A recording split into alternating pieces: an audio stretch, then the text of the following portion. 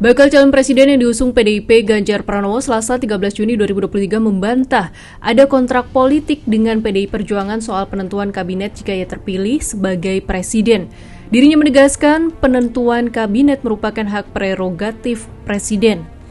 Jawaban Ganjar ini membantah cuitan politisi sekaligus caleg PSI Ade Armando soal isu kontrak politik Ganjar dengan PDIP mengenai penentuan formasi menteri.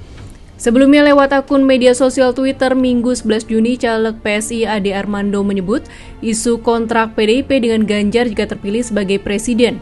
Penentuan menteri dan jabatan strategis disebut akan ditentukan PDIP. Soal isu kontrak politik Pak, kalau Pak Ganjar menang, kabinet ditentukan oleh PDIP, benar Pak? Isu kontrak politik kabinetnya ditentukan oleh presiden, wong prerogatif. Sementara itu, P3 Parpol yang sudah mendeklarasikan mendukung Ganjar sebagai capres meragukan isu kontrak politik tersebut. Ketua DPP P3 Ahmad Baidowi menyebut baik Ganjar maupun Ketua Umum PDIP Megawati Soekarno Putri sama-sama mengetahui hak prerogatif yang dimiliki presiden.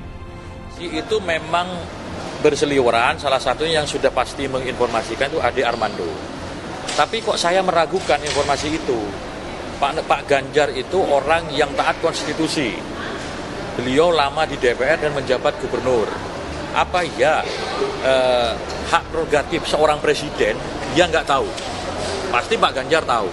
Dan namanya membentuk kabinet itu hak prerogatif dari presiden. Pak Ganjar itu tahu, Bu Mega mati itu tahu, karena beliau pernah jadi presiden. Jadi saya meragukan klaim dari Ade Armando itu. Tapi konteksnya kan Ade Armando menanyakan gitu kan, menanyakan, bukan menuduh. Namanya orang bertanya ya kita jawab kan gitu.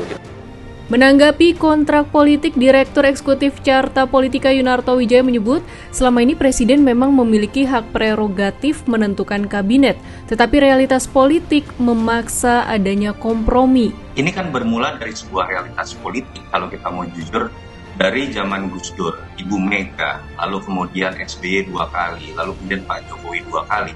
Memang ada yang namanya penjatahan untuk menteri parpol. Dan kalau kita bicaranya masuk ke dalam sistem presidensial, seharusnya seutuhnya itu jadi prerogatif presiden. Harusnya warnanya adalah second kabinet. Tapi realitas politiknya kan kemudian memaksa semua presiden berkompromi.